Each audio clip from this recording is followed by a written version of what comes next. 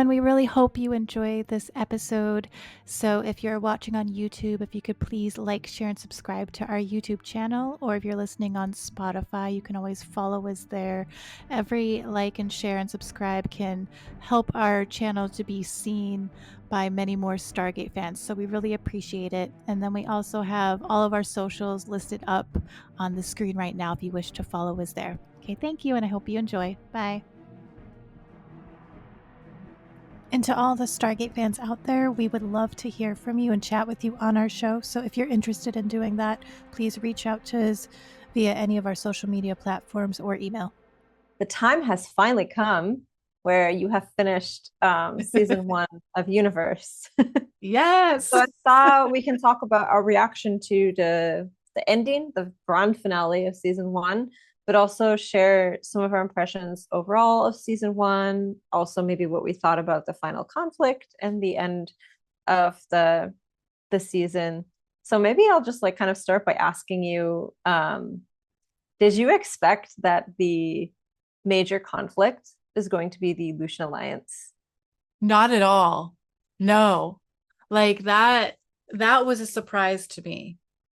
I think like I expected there to be like, I think you had asked me this in one of our other episodes, like, oh, who do you think is going to be like the villain of the story? And at that point, when I was watching stuff, like they had been abducted by the aliens, and there was things with that, and then there was the planet that they went on, where there was the big I don't know, structures that then lit up. And so like I just like assumed that it was gonna have something to do with like aliens, basically. Mhm. And so yeah, I did not expect that at all. And I think that that wasn't even introduced to it until like it was the third to last episode. Right? I think it was the episode called Subversion. Mhm. Where then like suddenly then like they're talking about the Lucian Alliance and everything. And so like, yeah, that's crazy. I mean, did you expect it?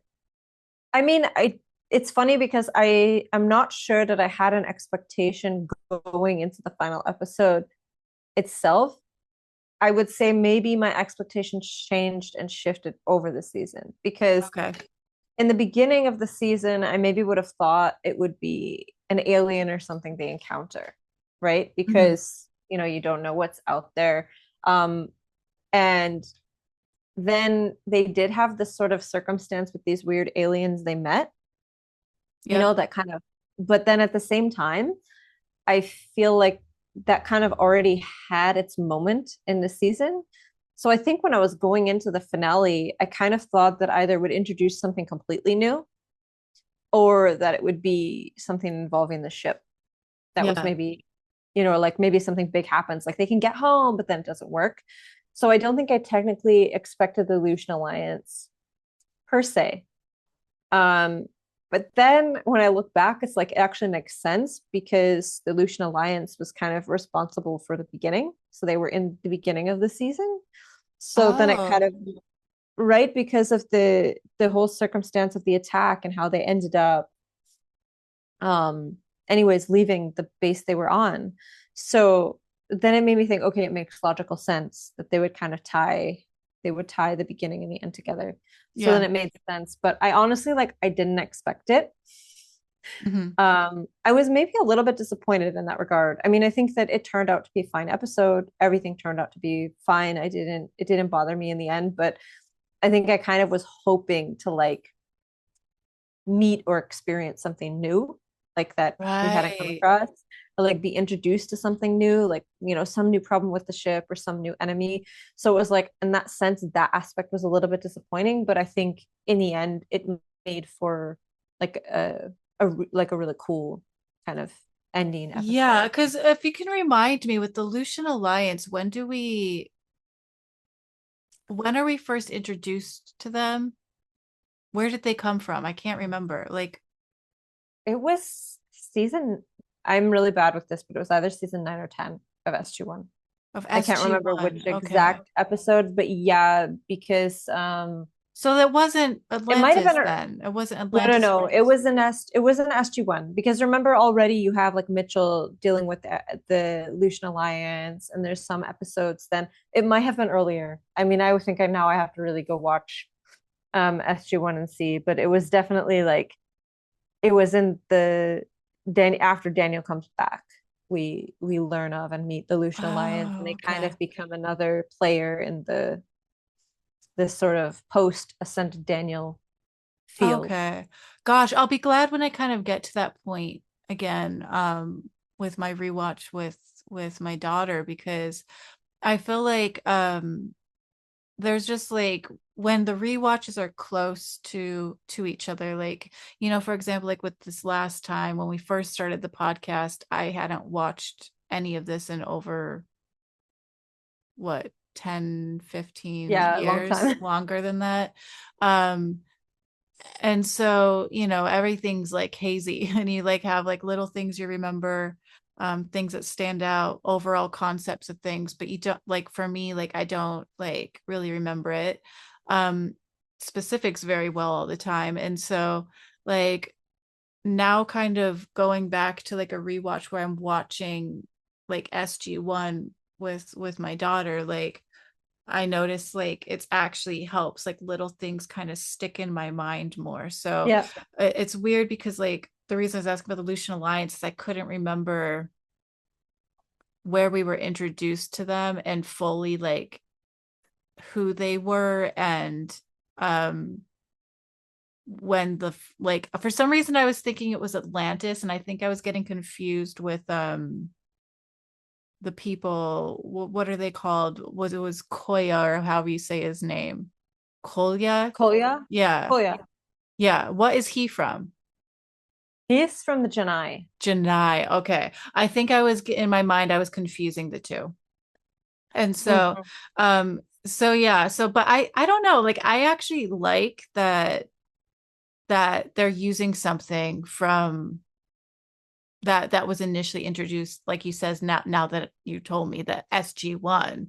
I think it's kind of cool that Yes. they've connected those dots in a way, like um granted, like yeah, like seeing like a new villain kind of thing would have been nice, but I think because of knowing that it ends up only being 2 seasons, I'm kind of glad it didn't, because Yes. I feel like it kind of, like, knowing that, like in hindsight, knowing, oh, okay, it only lasted 2 seasons. I'm kind of glad that it hasn't introduced anyone at this point that's like it's super new as like a villain type of character, just because then like I'm just like, okay, well, that's going to be completely unresolved by season two. Like, you know, I mean, I'm sure like Yeah. once we see season two, there will be a lot of frustrations probably of not knowing anything by the Yeah. end of that. You know, if it ends anything like this first one did, it will really leave you hanging. So, um, but yeah, so yeah, I think it's cool that I did not expect that. And I definitely feel like the last 3 episodes, so it's like that one where they first like introduce that concept is titled Subversion, and then Mhm. the other two final episodes of season one are Incursion Part 1 and Incursion Part 2. And so I definitely feel like those 3 episodes to me like were crazy intense, like in a good way, Yeah. in a good way. That Yeah, it's just so good. Like it's like at this point, I'm just like, oh my gosh, I really love Universe. Yeah. Yeah, no, no. It's a really I think the season one kind of ramps up really nicely and has like it ends kind of more on a peak. Like, and so it's Yeah, really, really nice. yeah. Sorry, I just looked up when the Lucian Alliance first appeared, and it was actually in season 8. So it was Prometheus Unbound, their first appearance, which now, of course, duh, like when Vala is introduced. Because for some reason I always had Oh, this feeling of like Lucian Alliance is somehow linked with Vala, and then I was thinking of episodes where she was like encountering them, but then like yeah, duh, of course she was in Prometheus Unbound was the episode they were kind of first Teal'c first encountered them. But yeah, no, actually, so I think in that sense it kind of like it ties the season together nicely. So then I was kind of over the fact that we didn't meet a new baddie. Mhm. Although, I mean, I'm not sure I would have liked a new baddie per se. I think as I was thinking about it, I was just thinking like, the main character really in terms of antagonist and protagonist is the ship. And Mhm. so it would have been kind of cool to learn something new about the ship, but Yeah. maybe that's coming in season two. Maybe that's Yeah. something we're gonna learn about in season two. And I think too, like how I was saying, like, this rewatch, I hadn't watched like you've never seen Stargate Universe until this point, and I had watched it a while back. And so there's little things here and there that like I remember, but I don't remember what was happening or what it was from. So there's like, and I won't say like what it is. But there's like something that happens that I remember that happens that I think that's why for some reason I also didn't expect how the ending is for season 1, because for some reason like there's like something specific that I remember happening that is kind of a big deal that I thought was going to be happening at the end of this season. Mm-hmm. And so, and not like it necessarily had anything to do with like a villain or anything. I just remember something that happened. And so like because of that though, I think that kind of muddied my muddied what kind of word is that? My concept of what I thought might happen by the end of this season. Which then Okay. also made certain things a surprise because my mind didn't even go there, if that makes sense. Yeah. Um, That happened to me in Atlantis because I remembered that Dr. Beckett died, but I uh, didn't remember which episode. And it was in such like a non-consequential episode that I actually didn't see it coming. But then I oh remembered, gosh. oh yeah, of course. And so like it was like, no, not this. It was like I at first when I was watching it, I thought he was gonna get killed when he was in that place with like the clones, kind of all by himself. I was like, all right, Yeah. this is it. This is the end of Yeah. Beckett. But it's like, no, they just right out of left field. In an Yeah. episode, they're all just chilling. And then I remembered, oh yeah, that's right. I was super like stressed because he never got to go fishing. And yeah. Yeah. Yeah. In my brain, like in my sad brain, what really happened is when they swapped or when he was working with the clones, they actually sent a clone Beckett back. And Mhm. Beckett stayed, the real Beckett stayed there.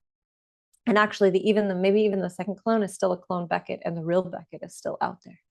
Yeah. That would be nice. Like I wish the real Beckett was still out there. Like that whole thing, like I just didn't like. So, I mean, maybe that's a hint with a new series coming. Like maybe Yeah. the real Beckett is still out there. Yeah. He was cloned multiple times, but the real one is still out there. That would be amazing. That'd be really cool. I would But be yeah, down for that. I think me many would be too. down for that. Yeah. Yeah, me too. Would anybody not be down for that? Okay. um, but yeah, no, I mean, of course, I like didn't have any expectation in this episode of knowing what would happen. But I mean, there's definitely some very intense scenes, like when Rush and Telford, Rush/Telford are almost killed. Then you have the intensity of what is going on with TJ by the very end, Oh, and that's right. Yeah. yeah, Yeah. so that's kind of a big plot point that is approached in this episode. I mean, Um, like yeah. I was curious like what you thought. So like for the subversion episode. Hmm. So just as a reminder to anyone, maybe I'll just read the description of what it says on the app of what the episode was. It says Colonel Telford is suspected of espionage after Dr. Rush has a disturbing dream about a covert meeting with the Lucian Alliance. Colonel Young investigates the matter with the help of General Jack O'Neill and Dr. Daniel Jackson. So, like with that episode, I'm curious, like your thoughts on it, because like I felt like, well, what, like I felt like that was such a good episode, and I really liked actually how they brought Jack and Daniel Yes, back. me too. Um, and it was done in kind of like this cool kind of like, especially with Daniels, like I felt like it was kind of like it almost like felt like um I don't know, just like the filming of it and everything was so different from what you would see on SG1. Yeah. And it almost felt like a different show completely, but that character was on that show. And it was like, it felt like where he would be, like it felt like accurate to where he would be in that point in time in his career where O'Neill would be. Um, I think there was a few weird moments, I think, with O'Neill that it still weirds me out when I see him in universe because he's not like his quirky, funny self. And when he is a little quirky, it doesn't fully land in the same way because it's just a darker show. And Yeah, it's the so vibe, I like, think. and yeah. And so like it's kind of interesting, I think, one, to see both of them in it. But two, then everything that goes on with Telford and trying to figure out stuff with that and with Rush, like that whole episode I just feel like is kind of insane and kind of a unique episode compared to all of the other Stargate Universe season 1 episodes, because that's kind of what launches into these final two like Yeah. episodes that are kind of insane as well. So I was curious when you saw, if you can remember when you saw like Subversion, what were your initial thoughts of it? Did you really like it? Did you expect like kind of what happened in it? This is when we're first introduced to like the Lucian Alliance being involved. Like I wasn't sure if you can remember like what your initial thoughts were of that. I mean, I don't. So the problem is, like, I'm not sure, the last three episodes probably blur together a little bit, but the Yeah. thing, probably for sure, I was really somewhat relieved that with Telford, especially because the whole season they alluded to kind of something between Telford and Young. Yep. And I almost thought, like, especially because of how things were going, they kind of made it seem like it was going to go into this interpersonal thing, especially with like the wife and the fact that they were body swapping, and basically Telford was banging his wife. And then I think even after, when he wasn't body swapped, so there was some weirdness there. Yeah. I was very happy that it actually, I mean, happy that it turned. I thought it was really cool that it turned out, anyways, that he had this sort of Lucian Alliance connection, and this sort of that there was something else going on that Yeah. made it kind of more impactful. And then when you look back at it, maybe it makes, maybe rewatch, it makes this kind of communication and relationship between Telford and Young kind of make more sense. Yeah. And so I think I was very happy that they went in that specific direction with it, Yeah. with that character. That's how I kind of felt about it, for sure. Yeah. I think like this episode really does kind of express that Young and Telford were much closer than I initially realized. Like, Yeah. I just thought it was like two people that kind of got annoyed with each other and hated each other, and then Telford slept with his wife, and obviously that's going to cause annoyances and anger. And so like I actually was like pleasantly surprised that it ended up being that Telford wasn't bad. Yeah, yeah, yeah. That he Like, wasn't just like a dick. Yeah. yeah, because it's like, and I also felt so bad for Rush because it's like Rush volunteers to do this, and it's like immediately he gets captured and tortured Yep. constantly, and no one is trying to help him. Like no one's like disconnecting the communication stones so that like he can get out of Nope. there. Like that to me is so like that's a very like morally gray, typical morally gray Yeah. Stargate thing to do. Yeah. No, that's true. That's a really good point. Yeah. Yeah, it's a Yeah. tough, that was it. But yeah, I mean, that kind of, I think that episode like really, it sort of brought out some character things of Young, and like it was a very Young Telford Rush kind of character heavy episode, which was kind of cool. And I mean, again, like I love the character of Young. I love the character. Like I Yeah. love that. I don't like him. Like I really Yeah. don't like him, Yeah. but I love the character so much, you know. And I love that. Same. I Same. love that there's characters in the show where it's like there's something where you just like, but it's like he does so well to portray this character that is, it's like such again, it's like such perfect character because they're so like there is some redeemable qualities. Like, and I love that even though like I don't like the person, I recognize there's these redeemable qualities and that, you know, he's good at his job. He's not perfect at his job, like typical like SG1 or something like this. He's not perfect. But I Yeah. think that kind of is what makes the character like just so darn interesting in that sense. Yeah. And I think to me, oh my God, that last bit of that episode where he's purposely has Telford, which is actually in Rush's body, Mm-hmm. in a part of the ship where it's like airlocked or whatever, and he's sucking the atmosphere, whatever you'd call it, the air out of the room. Um, that was hard to watch. And that Yeah. like you could feel like the panic and you could feel like it's like, you know, Lieutenant Scott's like trying to get him, like everyone's thinking he's not going to take it as far as he did. And then you have Camille as well that's like trying to get him to stop, and like everyone's trying to get Colonel, right? Mm-hmm. Colonel Young to stop. And so it's like insane if you actually think about that situation where it's actually Rush, where his body is starting to fail, but he's actually in Telford's body. Yep. And then I wasn't clear if that's why Rush then had like some weird like convulsion like seizure like thing that happened when he was in Telford's body because of what was happening to his body. I think that's what they insinuated, but I wasn't really sure. They were never really clear on that. Um but like to me that was just like such an uncomfortable scene, but then it was almost like such a relief when then all of a sudden you realize at the same timing of like when the characters realize that Young had a purpose for all of that, and Yep. that, you know, it's to help Telford not have that mind control thing that the Lucian Yep. Alliance had done to him. And so like it's Yeah, he weird. needed to go that far.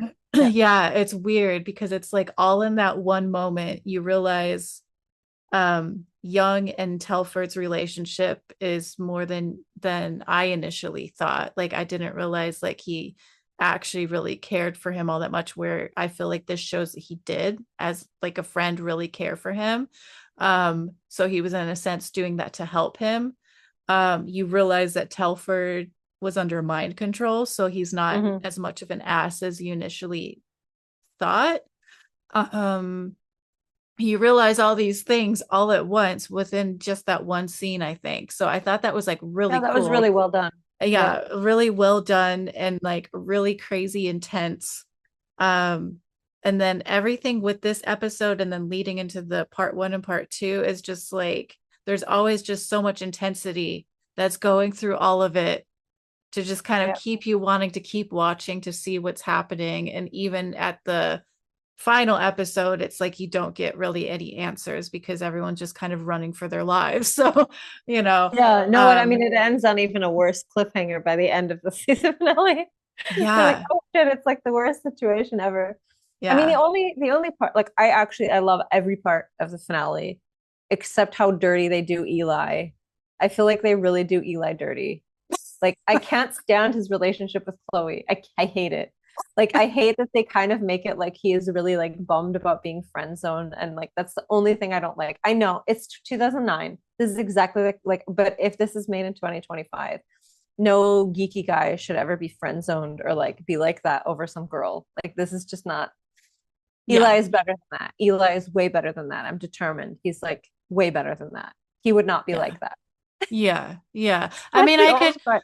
I could Yeah. see him maybe being bummed about it initially, but by that point, like I feel like he would have Yeah, gotten come over on. it. Like Yes. it's It's like like that's in the past. yeah, it's like for anyone, no one's that special that they deserve for you to be like moping about it while you're in the middle of like everyone possibly dying on the ship and like that's what's on your mind. Like, no. Yeah. I would have loved like if like she tried to say that, oh, like it's, you know, like why are you so sad even though you're my friend? And he's just like, what do you mean? Like, I think we're better as friends. Like, it's not even crossed my mind anymore. Like, I moved Yeah. on. Then I Yeah, would be like, Go Eli. Yeah, they only had him like once in one of the previous episodes where like he got mad at her. And then he Yeah. maybe stayed mad at her for like an episode. And then all of a Mhm. sudden he was back to just, I mean, honestly, like they don't really, I don't think they irritate me as much as they irritate you. No, I hate like this But concept of yeah. like the friend zone as like this weapon. It just feels very ick to me, especially when I mean like you have in the other shows like so many really, really amazing friendships between people where that wasn't a thing. Like so it makes it cheapens it a little bit to me. Like Yeah. they bring that up because to me this is like the cheapest tool of like, oh, the friend zone. It's like, nah. But it was 2009. I get it. Like back then there was no discourse about Yeah. like You this. So I'd be really curious actually how the actor himself like thought about that. Like if he liked that aspect of the character or if that annoyed him as well. Like I have a feeling like even us, like I wouldn't have even thought about it. If I watched it in 2009, it probably wouldn't have occurred to me. yeah, Like it wouldn't have occurred to me at all. Like I would have been true. like, ah, whatever. He's just really into Chloe and this is sad because this was so prominent in the media. But I feel Yeah. like now if they put this out and like they had like poor Eli, like he's like honestly my favorite character, like one of my favorite characters. I mean, I love too many of the characters, but like Eli is like just this beacon of amazingness. But Yeah. Yeah. Yeah. I mean, that's such a like interesting point. It's kind of like whatever time period people are living in during that moment and what's common in the media and what's common with like perception of things. You're right that like you wouldn't necessarily think about it. Like it would feel normal. Like there's so many like teen movies that if you go back to now, like when we were teens and oh yeah. watch it now that you're just like, whoa, that was in there. They said that. They had that as like the main storyline or like Yes, some sort of thing. And exactly. you're just like, dang. So, and it's just funny because like never would anyone think anything of it. So yeah, it's Mm-mm. very interesting. I think it's so cool actually that this just Stargate in general has lasted so long that we're able to actually have those experiences of looking back at parts of the show and recognizing like, oh, that wouldn't be okay now. Like that would raise some red flags, but back then it was okay. So it's just like interesting. And now like Well, we have that to look forward to as well with the new series. yes. Oh yeah. I mean, think about it. Like, okay, between 1969 and 1997, there was what, 28 years, right? Mhm. That's correct. And between 1997 and 2025, there's what, like 28 years? I I trust that your math is mathing. Okay. So that means like we're as far from like we're as far from the first episode of SG1 temporally, like as SG1, the first, well, actually, I guess, okay. To be fair, the SG1 episode of 1969 was in season two. Mhm. But anyways, it's almost the same span of time between Ah, when SG1 went to 1969 and now to then. So it's kind of weird. interesting. Oh my God, that's weird. It's so cool, right? It's so cool. And it's also so cool to think, I mean, is interesting how much different the technological difference span between 1969 and 1998 was between 1998 and now. Yeah. I feel in some ways that period was such a great um, advancement in technology in comparison because I mean, we have advancements, but not paradigm like paradigm advancements. It's more like things are getting clearer. There's more memory. There's faster processing, but there's not really the same Jumps type. in Yeah, the technology. same type of where you live in a completely different paradigm as Yeah, 30 years ago. So that's that's a good actually point. quite interesting. Yeah. Yeah. Um, yeah. Now I was honestly hoping for more advancement by 2025, but what can you do? Yeah. But no, it's interesting. I think that kind of thing is very interesting. Um, it's also why I feel I feel very sad whenever people are talking about the new Stargate show and they say something like, oh, it's just going to be like Universe. It's going to be bad. Because I've seen a lot of comments Yeah. precisely stating this. And I think it's very unfortunate because one, Universe was very good, actually. I don't think there's anything wrong with Universe. I've been enjoying it. I really Yeah. enjoy it. And like Subversion, I love that they brought back some people from SG1 and into Yeah. this and kind of tied it in. So I don't think SGU is bad And at all. I Amanda think was brought into it too, wasn't yes, she? Or in the was that yes, in the which in the episode? finale. It was in the Yeah. finale. She was Okay. brought in the finale, I think. I don't know. Maybe again those blur together, but she was brought in at the end for sure. Um, but of course, it won't be anything like Universe because our TV like vibe is also quite different. Yeah. Like what is popular? I think we kind of returned to like overall, like there was this period, I swear, from 2004 or 5 until the early 2010s where all shows were like that. They just got more and more intense and darker, and everything was ramped up, and everything was very the commercials, the vibe. And so that's just what was interesting at that time. That's Yeah. what people wanted to watch. And so I think now there's probably it'll be more reflective of 2025. Yeah, and I think if you kind of think of the differences, right? Like some of the stuff we've mentioned that we've liked about like Stargate, especially like with SG1 and stuff, are things that you no longer see in television, which is kind of the slower paced Mhm. aspect of things. And so I would imagine now that it's going to be faster paced. If I kind of compare it to, which I know you haven't seen, but is the Ark. The Ark, I think, has a showrunner from Stargate on there. Um, and that show is so good. But I do remember thinking, I can't remember when I was watching that. Um, there's the show is still going. It's just because I'm in the UK, um, the time frame of when things come out onto the streaming service that I see that show on is kind of long for some reason.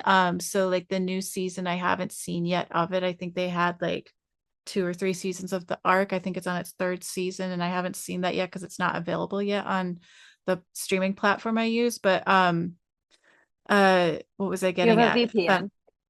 What? You have a VPN. No, I don't really. No, no. Yeah, no, I think in some places it's quite necessary because like in Austria, some things just are not available at all. So if I were want to Uh, watch it, I have to have a VPN. My mom had a VPN too because like some things are not blocked there. Like, all the ISU videos, 100% blocked in the US.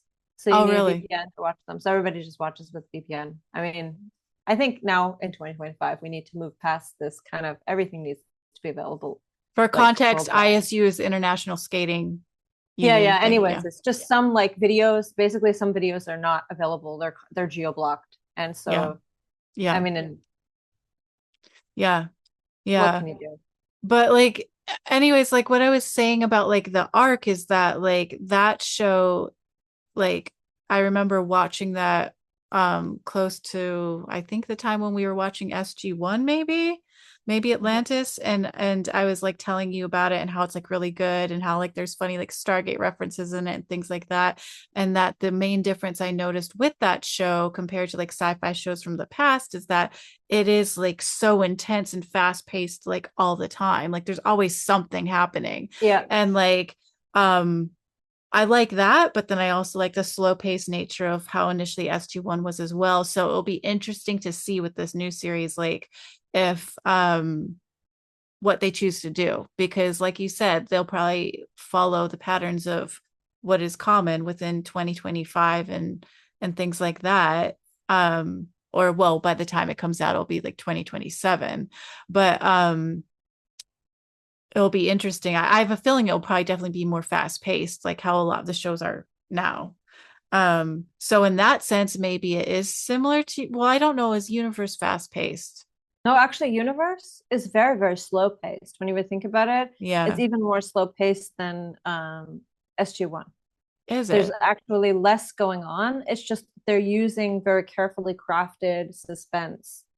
But if you think about it, think about what happens in a single episode, and sometimes what actually happens in a single episode is very little. Like there's not much Mm. happening.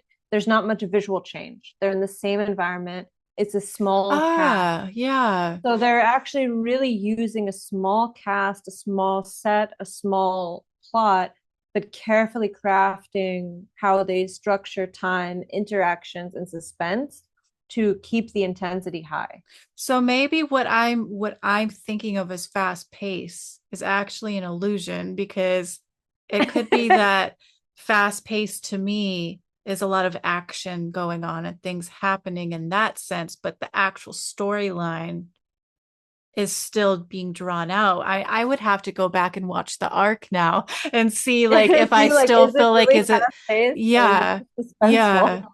yeah, that'd be interesting. But yeah, like I mean, it certainly will be cool to kind of see like for example, like how we're talking about like the end of season one for Universe.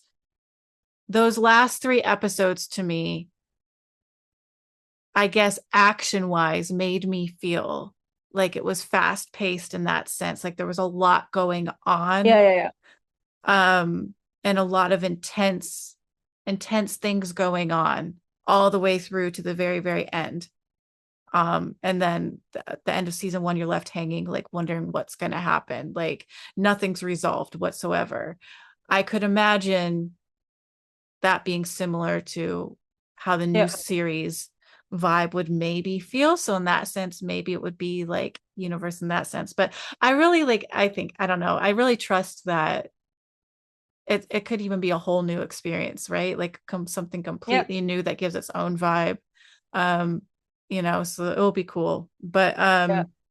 But like going back to like what we were talking about with the end of season one, so then you have like, I'm trying to remember. I'm just looking at my app where it's talking about each part. So, like part one, it says incursion part one was Colonel Telford reveals a threat to Destiny from the Lucian Alliance, prompting General O'Neill to launch a preemptive attack on the foe's base. And then two says a hostage crisis unfolds following an attempt by the Lucian Alliance to seize Destiny, which starts to have ship-wide power fluctuations and blackouts due to its proximity to a binary pulsar.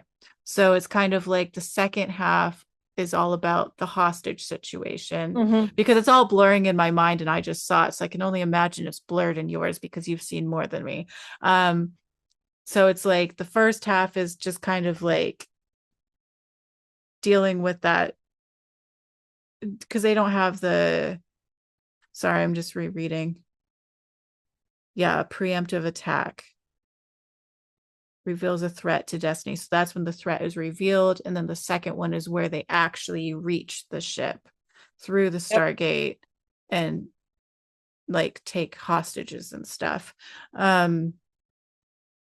So yeah, I mean, I guess like one thing I was curious about actually is with Young, sometimes how he works, it's weird to me in the sense that he's in charge of everything, right? He's like the leader.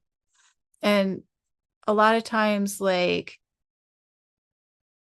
in like Atlantis or SG1, you feel like the leader has everyone's Yes. overall interests and safety in mind, which I do feel like Young has everyone's safety in mind.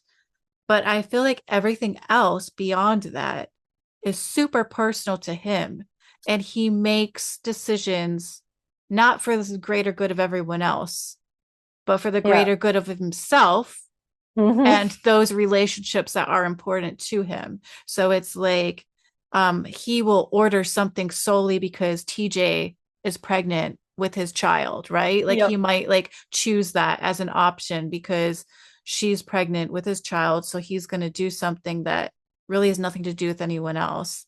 Um and so like I feel like with the hostage situation, he never even explained to people like why he was choosing things the way he chose. He just yells orders and Yeah. expects everyone to follow.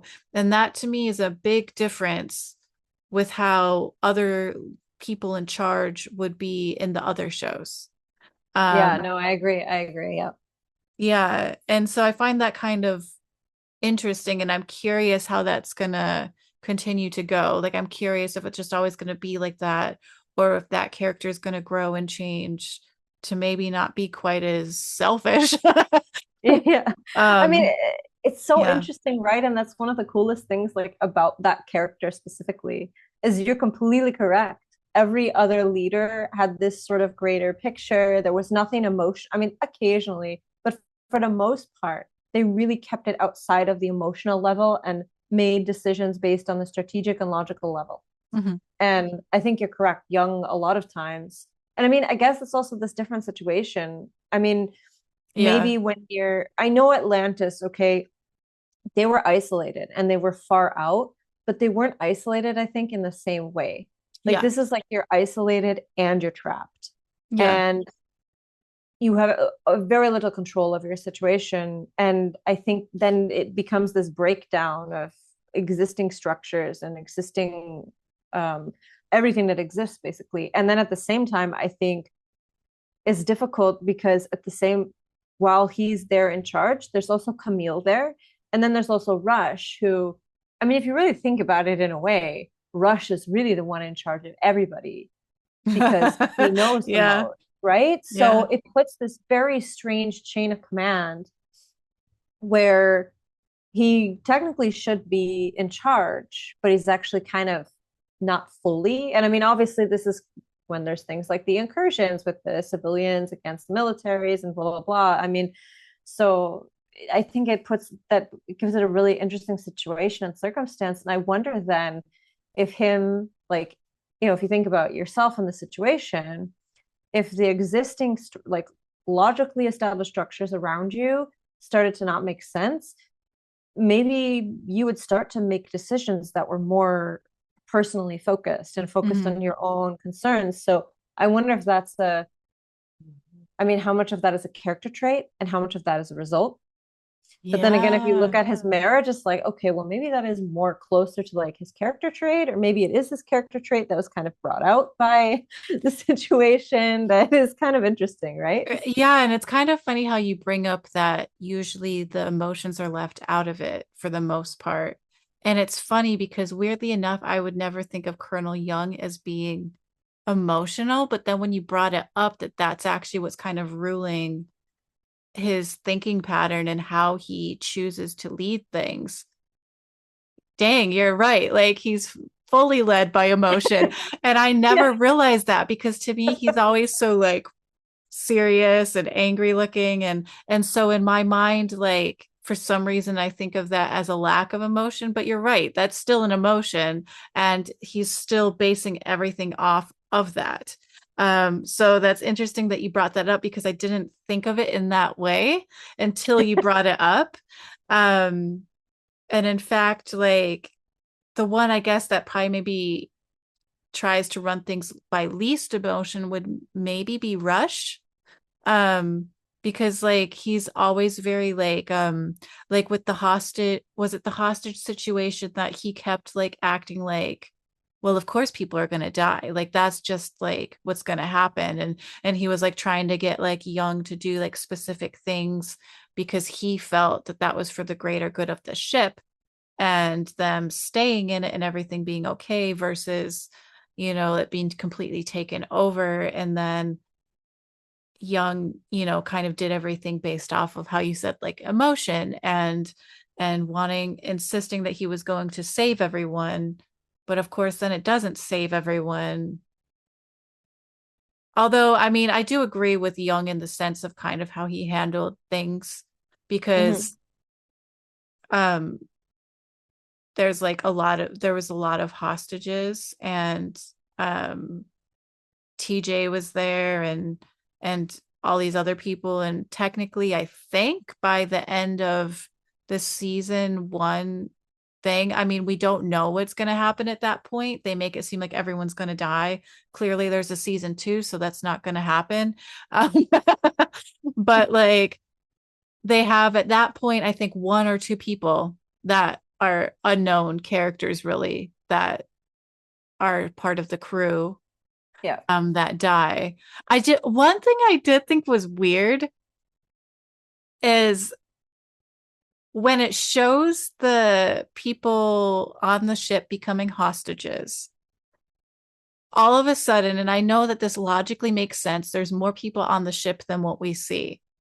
But all of a sudden, they had like all of these random people in their little rooms having like the Lucian Alliance come in and have them at gunpoint and just like take them away. Like, but they just seemed like completely random people. Like I remember seeing some lady with gray, straight, short hair, and I'm just like, Who is that? who is that? Like, and like they had like a lot of just like very civilian looking older population that was on the ship. And I was just like surprised to see it for some reason because I didn't know where they came from. And That's like, funny. I just found it's kind of strange actually that I don't know, like part of me kind of felt like that shouldn't have been there because it made me feel like it took me out of the storyline and it made me Okay. just be like, oh, well, who's that? They appeared out of nowhere. Okay, like because you know how sometimes when you watch something, it's like you can get kind of so into it, you're kind of in that world. At least that's how I sometimes am. And then and when things are really good, you don't really get pulled out of that. You're kind of in it.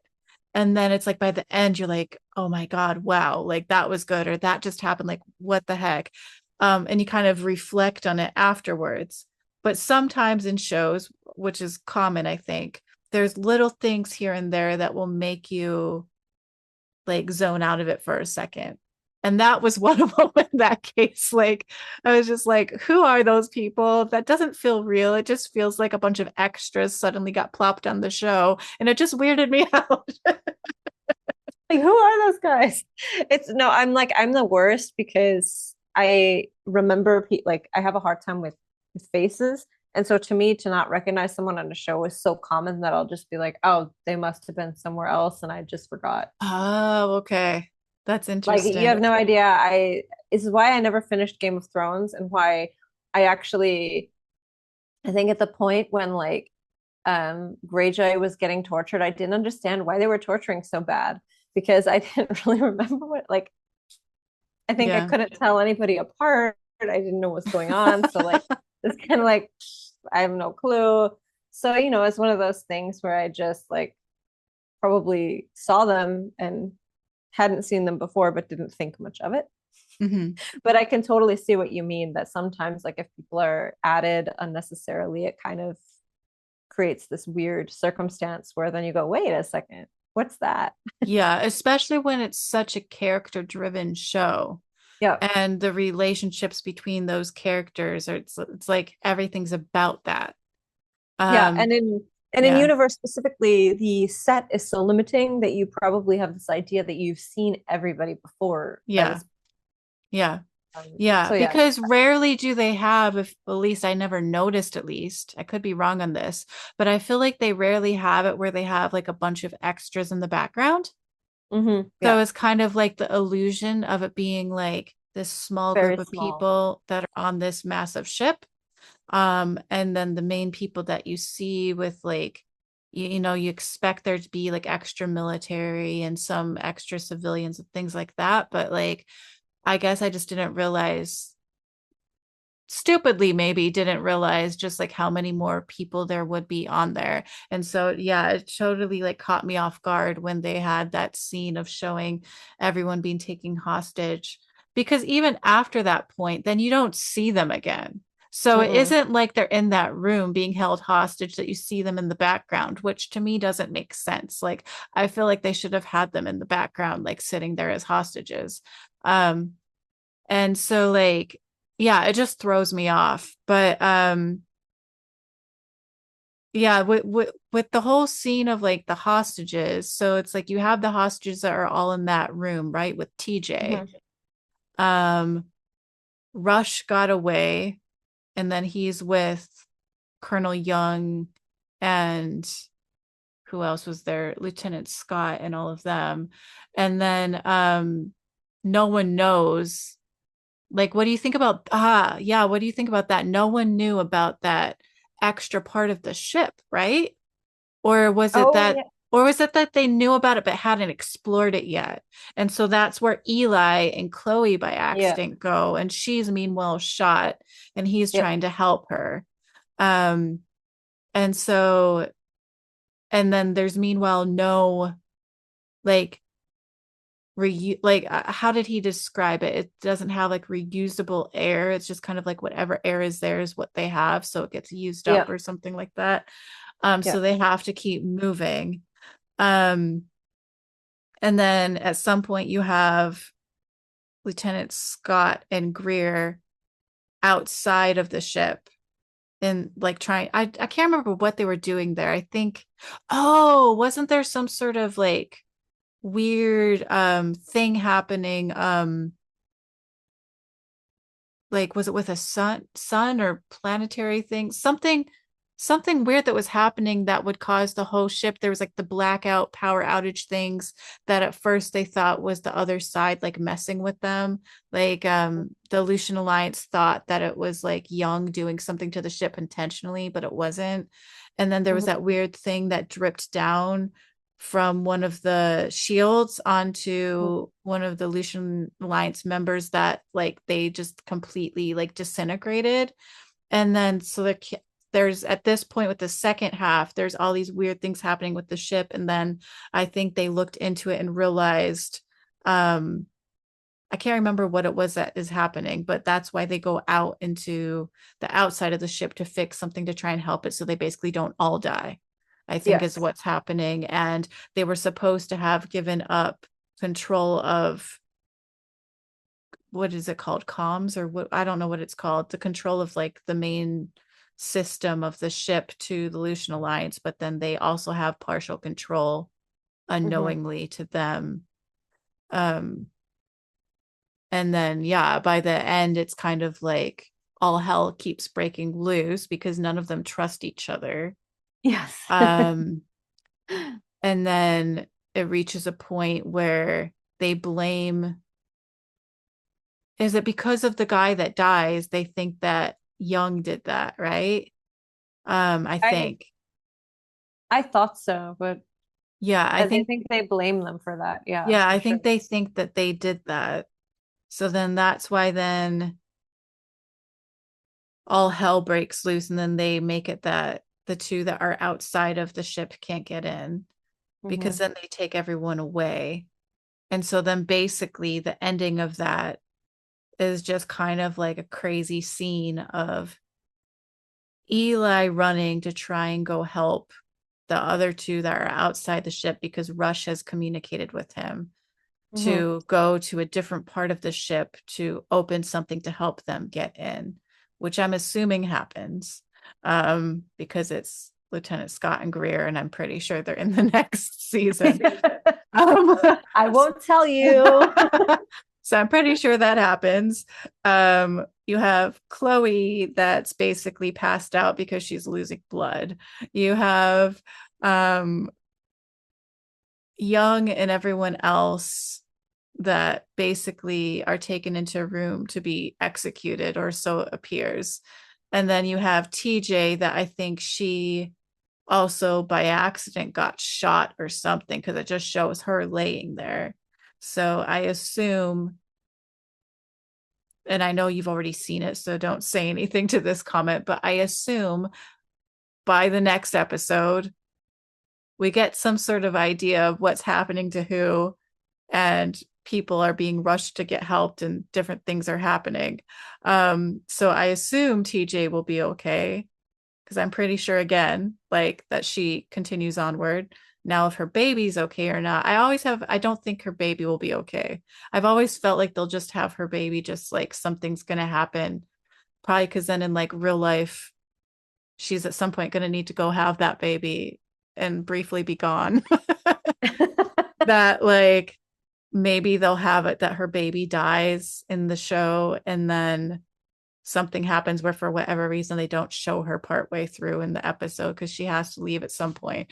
Because she looks like she's about to bust at this point. I think she's pretty far along. I could be wrong though.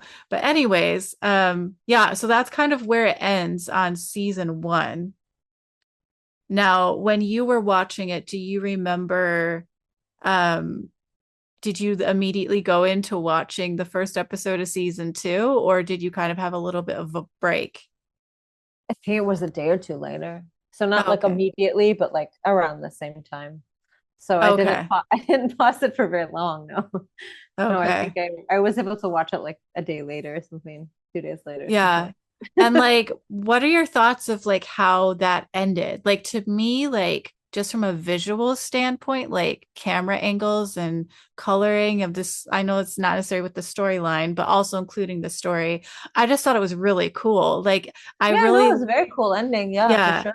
Yeah, I really like actually how they kind of zoom in and do that scene where it's like they're showing young, and it's kind Hmm. of like that one shot alone where it kind of shows him like looking up. I mean, that could go anywhere like that. Then you imagine that then it goes to him being executed, which I know is not going to happen, but that's the feeling it gives you. Like that's Exactly. what's Yeah. going to happen. And so I just thought it was like, I loved this, the way they did the scenes. I love how they had Eli running in slow motion, Yeah. That was cool. and it was like so dramatic, and same with like showing Lieutenant Scott and Greer, and showing them like I don't know, I just loved how they kind of did like flashes of each like section of the ship and what was happening.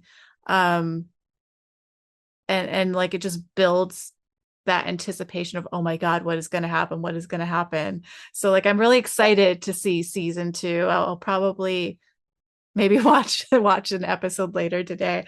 um but yeah, I just thought it was like really well done. And No, it so was very like cool. I thought it was, and it's kind of nice because obviously, everybody's going to be fine, or yeah, at least most people are going to be fine. But it's more like, how are they going to get themselves out of this? It's like, yeah, like SG1 or something in the episodes where they would have ended, and it's like they're coming right for it's like the gold are showing up right there. Or they're somewhere like about to die or something, and they're going to be fine, but you're like, wait a second, how do they get out of it?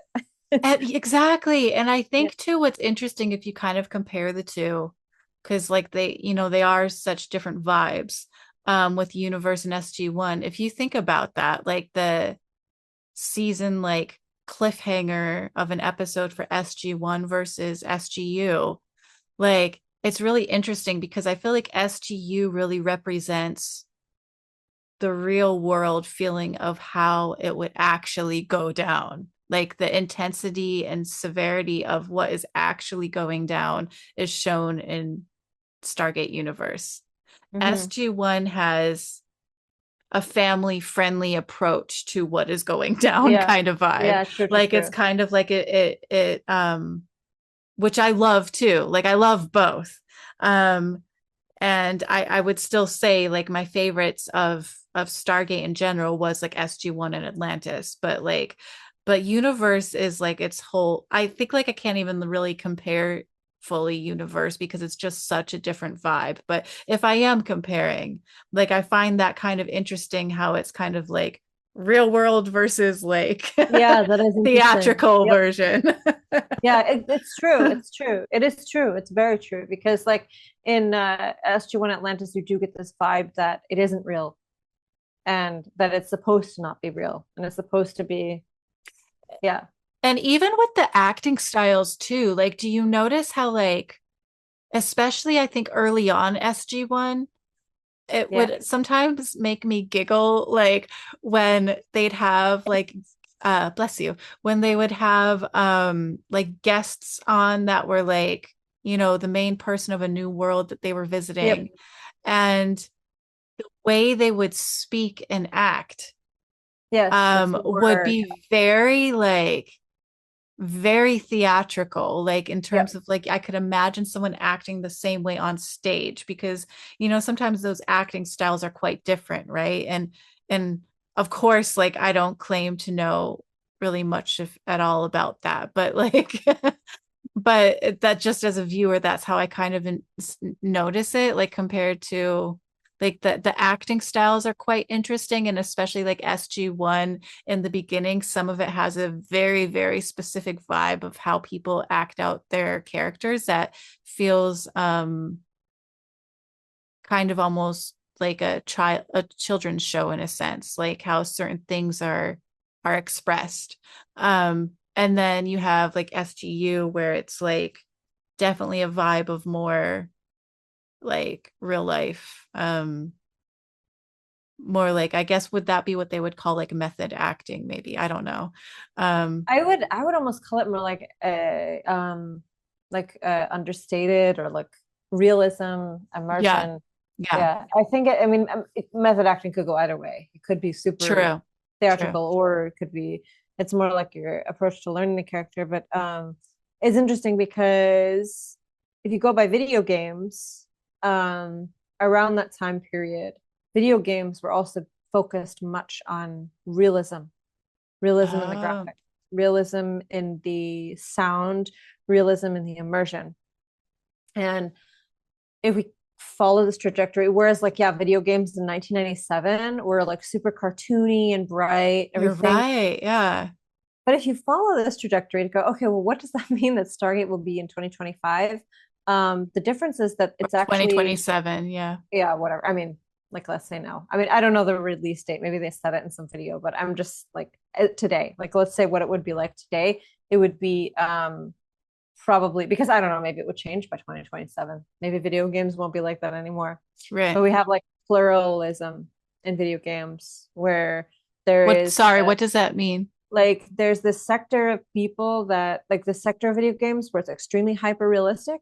Hmm. Um, but it's not the mainstream video gaming that's like this anymore. You also have like say the Nintendo Switch, which has focused more on gameplay and is less realistic. And then you have even hyper versions of this where people are playing like games on their phone that's more reminiscent of what you would play like on an SNES or something. So Yeah. I think that's That's, interesting. yeah, that's such a fascinating like point to bring up. That's like Yeah. such a cool, like interesting way of viewing it, because like I wouldn't have known like all that background with like video games and stuff. So that's interesting. Like also if you kind of think about it too, just in general, like how things sometimes also recycle in terms of like what people Yeah. like. It's like my daughter's 14. Things that she likes now are things that are being recycled back from when I was that age. So Yep. it kind of makes me like wonder, like, they kind of come back with like when you're mentioning like video games and stuff, like they have that game, like they're bringing back like the Game Boy. Basically it's like the Game Boy but like a slightly newer version of the Game Boy to look Yep. retro and blah blah blah. And so like um it makes me wonder, is there that desire to actually bring back more of the SG1 vibe? It That might. kind I of mean, vibe? I would my prediction would be it will be something that's more brighter. Hmm. Just because overall I have a feeling. I mean, if you look at like media from about 2011 to 2013, and especially like music, you think, okay, what is one of the most like biggest music videos, or like actually like what could be considered the first viral video is Psy Gangnam Style. And it was kind of this positive environment, like super. And then you have like LMFAO, all the videos super colorful, like this kind of like happy pop synth sounds was super popular at the time. And it's sort of like right after the recession when things started like getting Mm, better, and like we just had like a lot of crap period, and you get this vibe that things are starting to move, going to start moving upwards, and people yeah, are done with the crap and the garbage, and usually people want brighter things. And so fair whereas like point. yeah, Yeah. like 2009 is like deep recession, like I mean all video games, like I remember when I got the Xbox, I think the Xbox 360 like in 2007, like the biggest complaint I had was how many games were this post-apocalyptic kind of game where everything is gray. And it's like, Yeah. okay, you finally make a console that's like HD, and like everything can be so perfect, and like every game was just gray. Like Yes, that's a good point. Yeah. Yeah. And I mean, I get it. Like sometimes you see so much color and so much hypersaturation, you want to back away from it, but then maybe afterwards you want to go back. But I mean, that's kind of how everything is pendulum, right? So I mean, and then I'd like to also think too, and maybe this is just me being biased because I love Stargate so much, but I feel like Stargate's also good with kind of also doing their own thing that, yes, it might fit into the time period, obviously, of stuff, but like if you kind of think of how they approach sci-fi in general compared to like Star Trek, Star Wars, that kind of thing. While I can't claim to have watched a ton of Star Trek or Star Wars, I have watched a little. And like with Star Trek, like I watched like Voyager like a long time ago and things like that. Like I feel like the approach to how they even express that sci-fi kind of vibe is quite different from the other ones that are considered yes, sci-fi. I And agree. so I kind of feel like that's what's kind of cool about how they approach Stargate and why it's also cool that they have so many people that have already worked with the show already continuing it, because I feel like they might have a fresh outlook that none of us have considered. Totally. You know, Totally. their creative genius will shine and bring something kind of fresh that I think is much needed now. And I do agree, like it probably will have those lighter like aspects of kind of like what SG1 had in Atlantis and things like that. But I also have a feeling it will probably also just be something that brings its own new unique thing that hopefully everyone will love, you know. I mean, you can never make everyone happy, right? Everyone's Especially always, now, like yeah. everybody's always mad at everything. But I feel like Universe gets an unnecessary amount of dislike for Oh yeah. zero. I feel Yeah. like it's for zero reason, and I feel like it's just a bit of nostalgia delusion that kind of causes people to Yeah. behave like that. Like when something isn't how like it was in the past, and people forget that actually everything, if you think about it in the way, everything is always good or everything is always sucked. There's never in one time period that's better than some other time period. There's some things that are better than other time periods. You know what that We, yeah. I mean, Sorry, I didn't mean. we can complain like about things like all we want, and like some things now are shittier, and some things now are better. Yeah. Yeah, exactly. It kind of almost reminds me of that, what do you call it? The Mandela effect? Is that what it's called? When Mhm. like people like have insisted that something happened a certain way and it didn't. Yes, But yes. like everyone truly remembers that happening, or whatever it is. It can be like little things too. Like it's kind of like with SGU, it's kind of stuck in that thing of like everyone's like, oh yeah, that show sucked. And then Yeah. everyone thinks, oh yeah, that show sucked. And it's weird because I think I didn't actually watch SGU when it first came out. I don't think. I think I watched it like it wasn't too far off of when it came out, because I think I was initially hoping for another season and then I'd heard it got canceled. So it must have not been too far off. But I don't think I watched it like right away. And I wasn't aware of people's opinions of it. And so I do remember loving the show. And so my memory of it was, oh, I love SGU. Sure, it's different, but I was happy to see that difference. Yep. And then after the fact, I would hear people saying like that they were mad and upset about that difference. And that's why they didn't like it. And I was surprised. But what's interesting is because I had that feeling of like, oh, I remember loving this show. I was so excited to finally get to SGU when me and you or me rewatching it, you watching it for the first time, that it was almost a tiny smidge of a letdown when I started rewatching it, because I had forgotten that it took me, and I don't know if it was like this with the first time, I can't remember, but this time it took me half of season one to actually truly get into it and feel like watching it like with more than just one episode at a time. It was like I liked the episodes, I enjoyed it, but coming straight from watching Atlantis, it was such a difference that it was really hard for my brain to fully get into it at first. And then halfway through, then I also feel like just the show kind of found its rhythm, the story found its rhythm, the characters and everything, it all kind of fell into place. And then I Mhm. really, really like it. So it's like now my feeling of it is I love it, but it was almost like this weird like brief moment of like a letdown, like, oh, I remember really liking it, what happened, I can't get into it, like, and I was like trying to force myself to get into it, and I'm just like, okay, I guess I'll watch an episode, like, and Yeah. I'm glad I continued, and that's what I really, really suggest for people that maybe haven't fully watched it.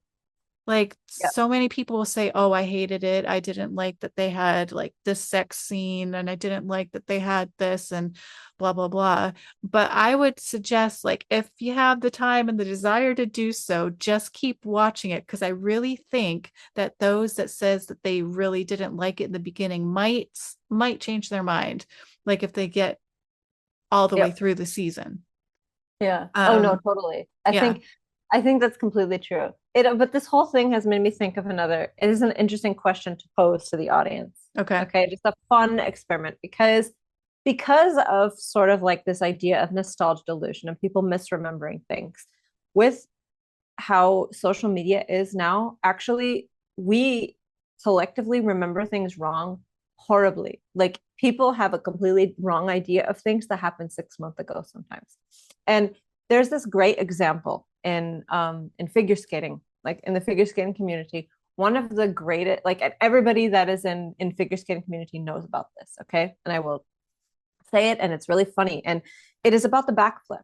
Okay, so anyone that has known figure skating history or like has any concept or even lived through the 90s and 80s would know that backflips were once legal in figure skating, that you could do in a competitive program.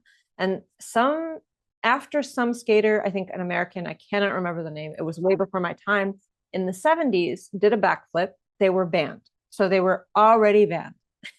And then in the 90s, Surya Bonali famously did a backflip in protest of her scores. Well, I mean, maybe not in protest, but like they never scored her properly. And so she did this backflip as like an audience pleaser, knowing that it wasn't going to help things, knowing that she wasn't supposed to do it. She did it while it was banned. Okay. Then, I mean, later, of course, Adam Seohan did the same thing, and it was later unbanned in 2024. But what always goes around on social media constantly, like, and everybody that is in figure skating will be like, oh my God, not this again, is that somebody will post this reel that says, Surya Bonali was a famous figure skater that did a backflip, and because she is Black, it got banned.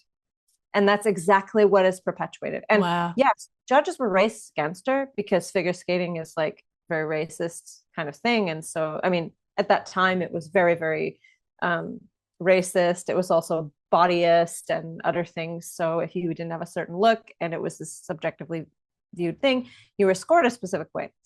But it's actually completely misinformation because it was not banned because she did it, and it was banned before she did it. And so this is, I mean, it's a silly technicality, but it's just an Yeah. example of how easy it is to get facts wrong and how things to be kind of misremembered collectively because so many people reshare this and believe it and comment on it. And for people that actually have watched figure skating, it drives completely nuts because this is not at all what happened. And it's also very disrespectful to her because the whole story is that backflips were banned, and one of the reasons they said they were banned is that they were banned because you landed on 2 feet. The jump has to be landed on one, and she did it and landed on 1 foot, and they still say no. So it's a little bit more complex and it's disrespectful to her. Yeah. Um, but I wonder. So the question for the fans of the Stargate community: has there ever been anything like that in Stargate fandom or Stargate lore, where something was kind of viral or went around that is just completely inaccurate about Stargate? Because I would really like that could be very interesting to know, like something that just like everybody got wrong that is completely misremembered or something on a collective level, because I haven't really encountered anything like that in Stargate, but I think it would be fun to know if there's something like that that was just completely misremembered or misinformation spread.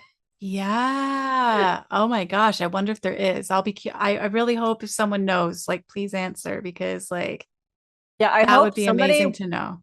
listen to this all the way through just so they could hear my whole entire speech there about this misremembered thing, and then tell me, oh yeah, people used to say that Daniel left the show because I don't know, he got a virus or something, and then he was too sick to go on the show, like that kind of a thing where or like they killed off Dr. Frasier because the producers hated the character and just wanted her gone, like that kind of thing. Yeah.